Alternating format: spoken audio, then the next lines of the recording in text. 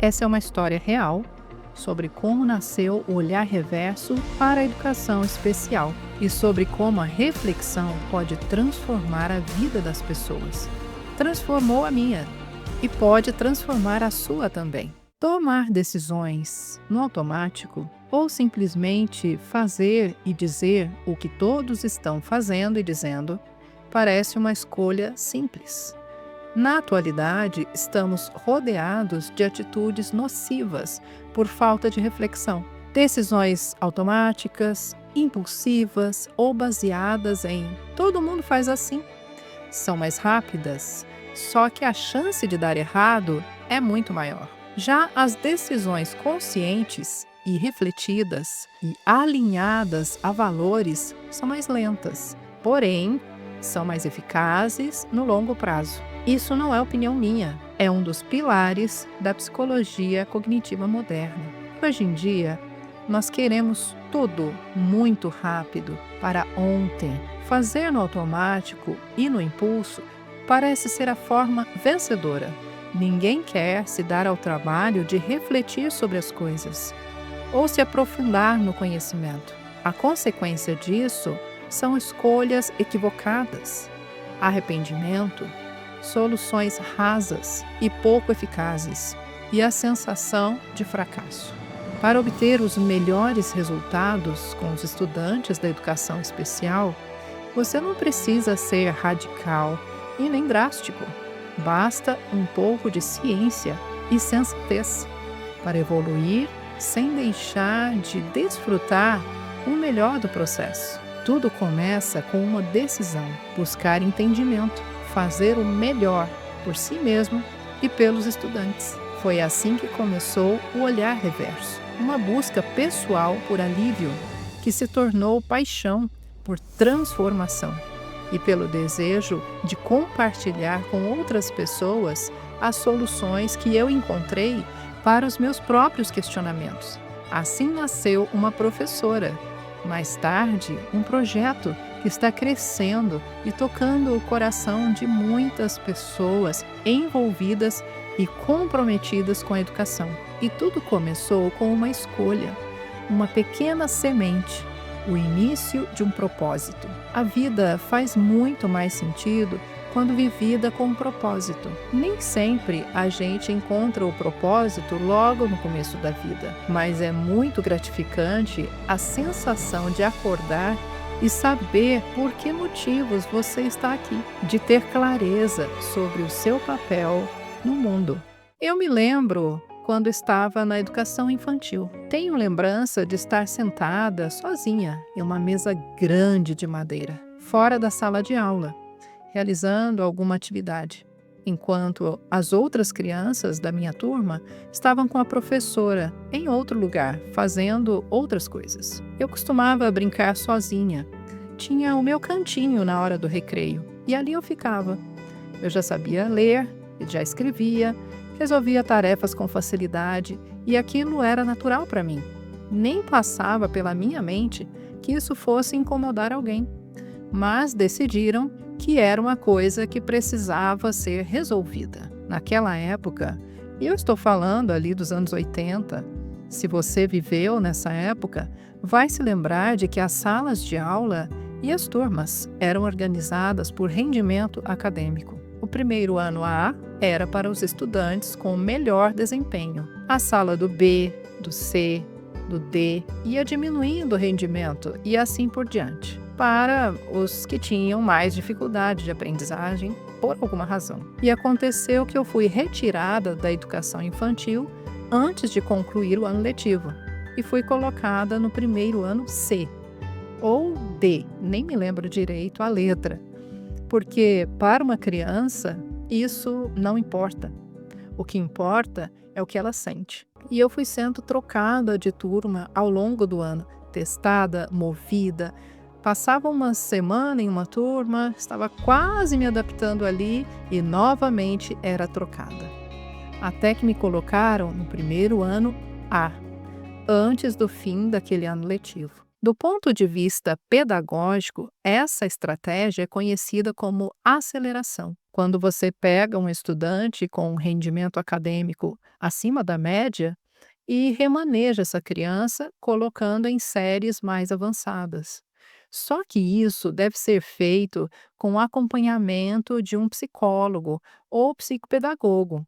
Deve ser conversado com a família e com a criança. É todo um processo que deve ser feito com muito cuidado, ouvindo também a criança, permitindo que ela expresse como se sente e faça perguntas e receba respostas coerentes e condizentes com a sua idade. Mas comigo não foi assim. Então, do ponto de vista da criança, aquilo foi rejeição. Eu não sabia o que era uma decisão pedagógica estratégica. Ninguém me explicou nada.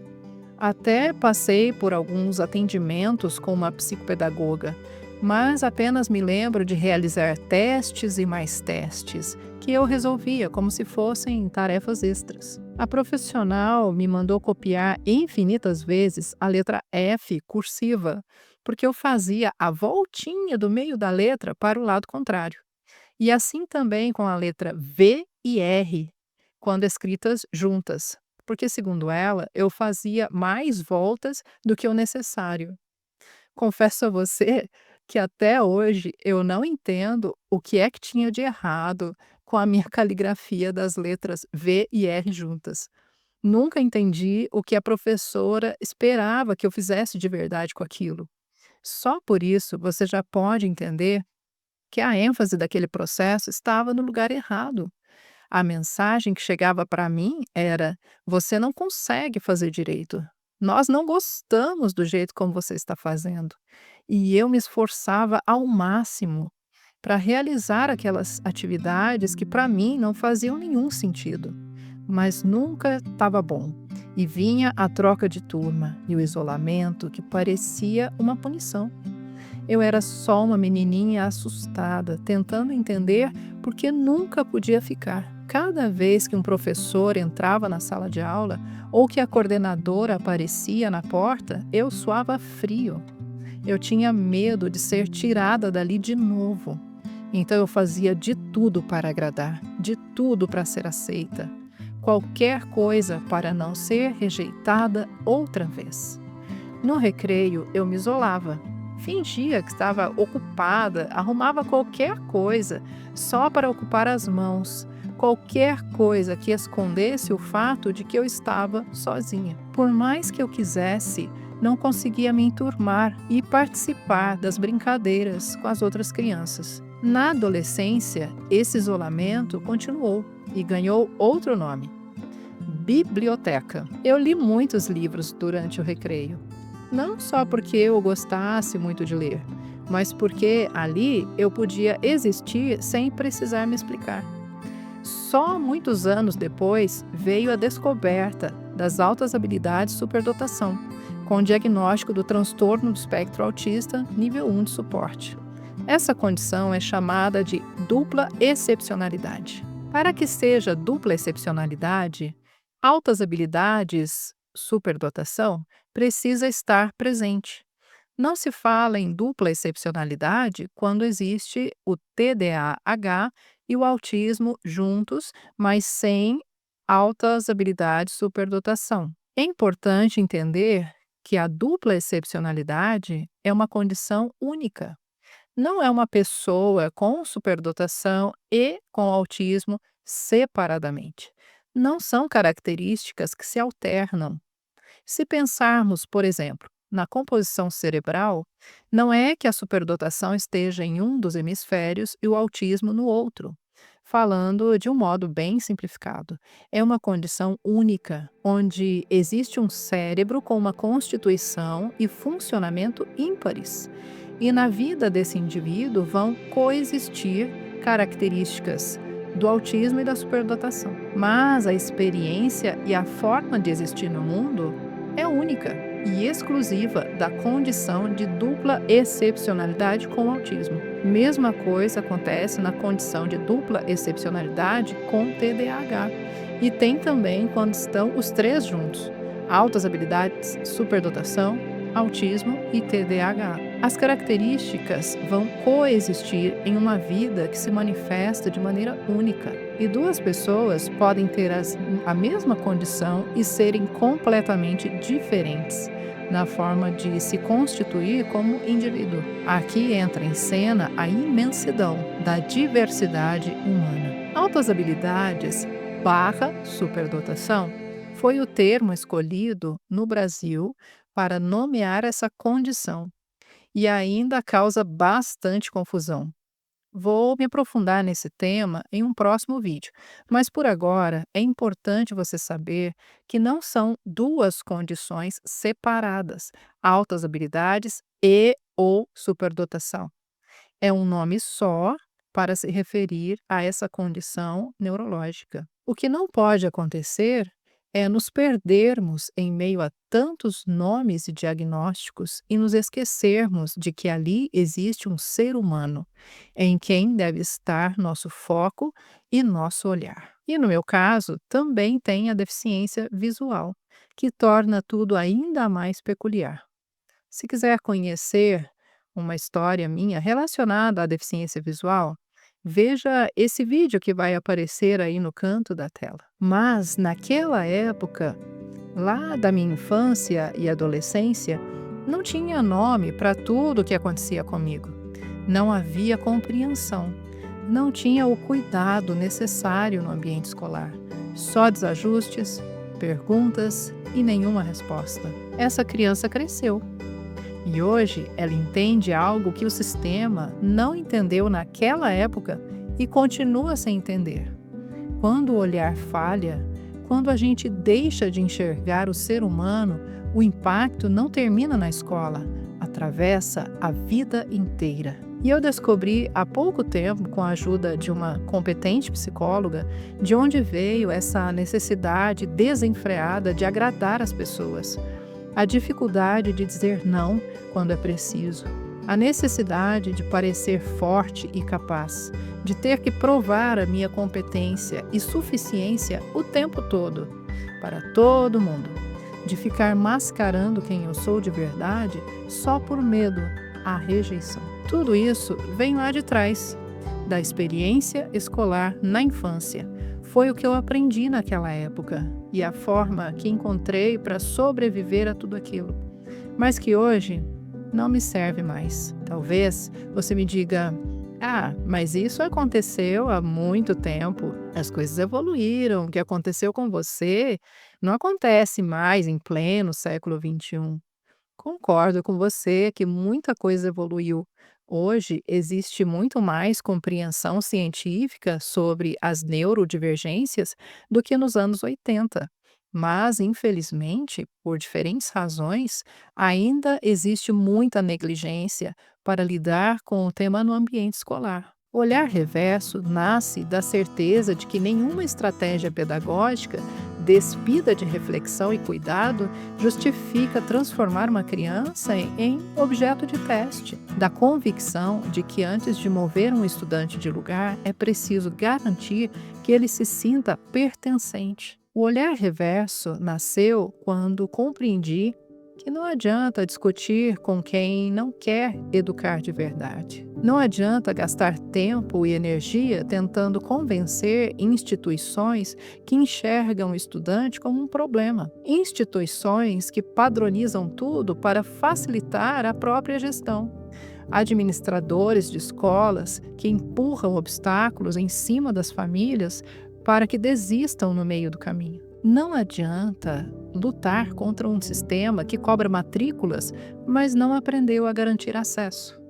Quantas vezes eu tentei dialogar, explicar, mostrar, mas tem pessoas que insistem na ignorância e não querem enxergar além do óbvio. Já chorei muito por ver tremendas injustiças e omissões praticadas dentro de grandes redes educacionais por pura arrogância, ao não admitir que não sabem o que estão fazendo. Falta de interesse real no desenvolvimento de pessoas que fogem aos padrões estabelecidos só pelo conforto de alguns. Enquanto a gente discute teorias, crianças, adolescentes e jovens estão crescendo machucados, sem acesso ao direito mais básico, educação real. Algumas famílias lutam por anos para conseguir uma matrícula.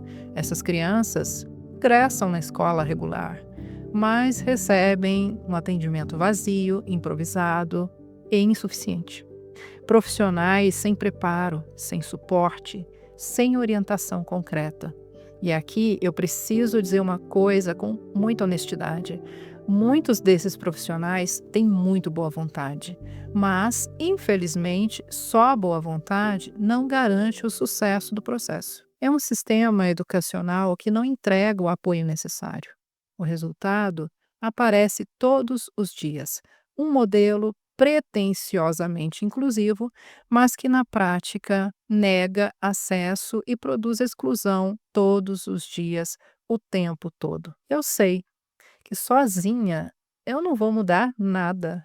E não é a proposta do olhar reverso levantar bandeiras a favor ou contra de alguma coisa. Mas se eu conseguir preparar uma pessoa, depois outra e mais outra, talvez um dia sejamos muitos, um batalhão de profissionais fazendo a coisa certa, mesmo quando o sistema não ajuda. E talvez então o sistema comece a se mover. Foi para isso que o olhar reverso nasceu. Quando eu penso no olhar reverso, eu penso em algo muito necessário hoje, tanto para as famílias quanto para os profissionais da educação especial. Porque não é um projeto que fala sobre inclusão de fora. Ele fala a partir de experiência real de quem vive na pele. Não é novidade para ninguém que a tal inclusão e falar dela sem reflexão me incomoda profundamente.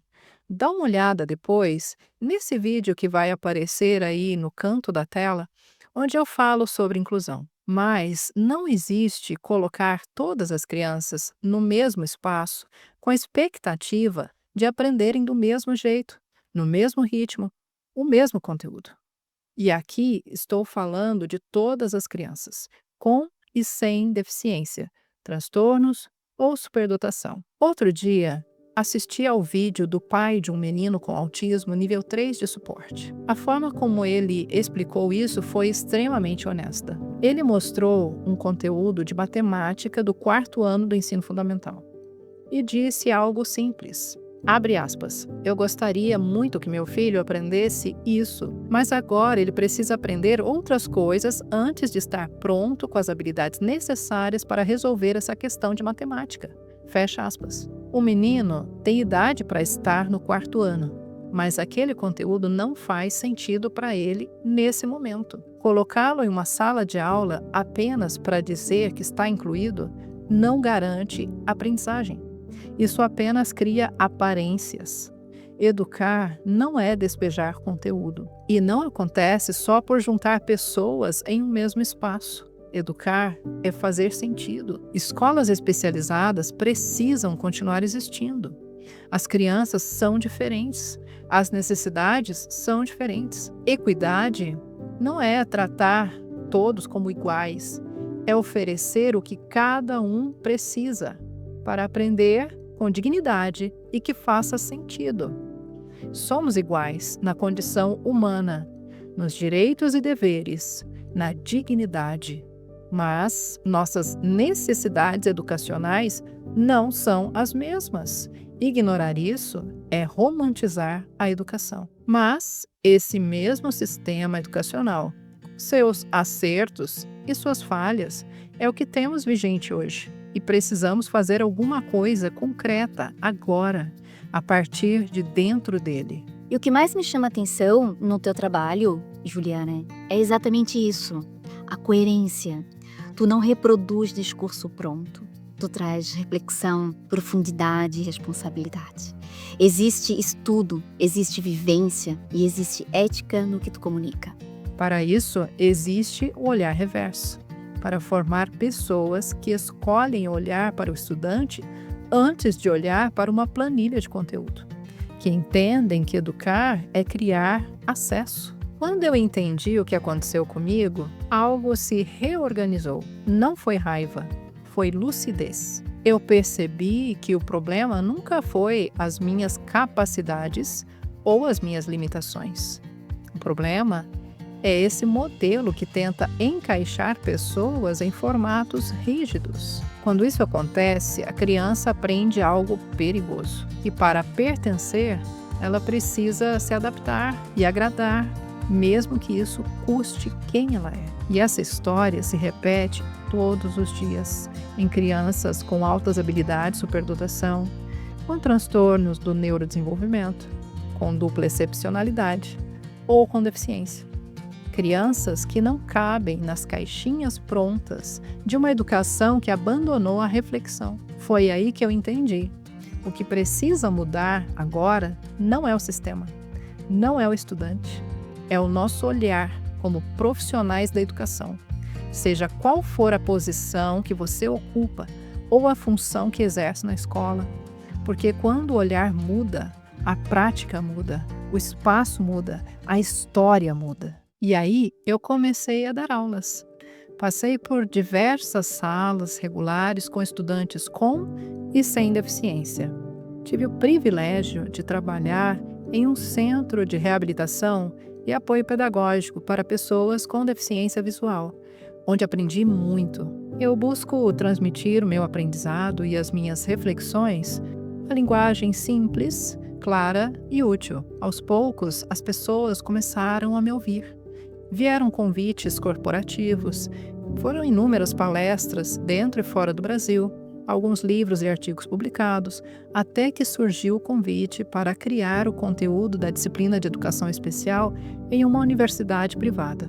Depois, para compor a comissão de assessoramento técnico do INEP, como membro especialista em adaptação para garantir a acessibilidade nas provas nacionais. Também atuo como editora Braille, transcrevendo materiais didáticos para o sistema Braille, entre outras atividades relacionadas com o acesso de estudantes com necessidades educacionais específicas. Talvez você esteja esperando que eu comece agora a entregar ferramentas, métodos, técnicas, mas a educação começa antes disso, começa no acesso. Acesso é quando o estudante consegue participar, compreender, se expressar e pertencer. Sem acesso, qualquer adaptação é só maquiagem pedagógica. A escola e os profissionais falham quando insistem em padronizar o que é essencialmente diverso. Tudo isso pode parecer complexo, mas transformar o seu olhar pode começar de uma forma muito simples. Você não precisa entender todos os mecanismos, nem memorizar metodologias e estratégias perfeitas. Basta começar com reflexão e consciência. Com isso, você muda o sistema de dentro para fora.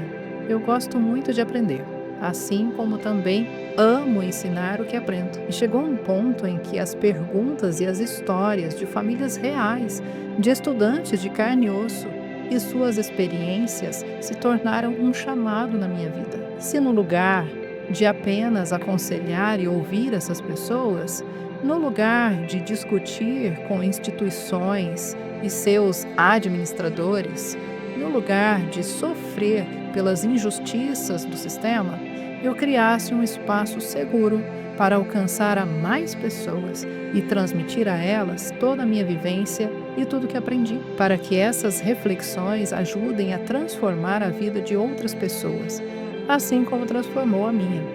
Foi assim que nasceu o Olhar Reverso. A verdade é que eu sentia uma inquietação que me dizia que a minha missão ainda estava longe de se completar. E já fazia um tempo que palpitava dentro de mim uma nova ideia.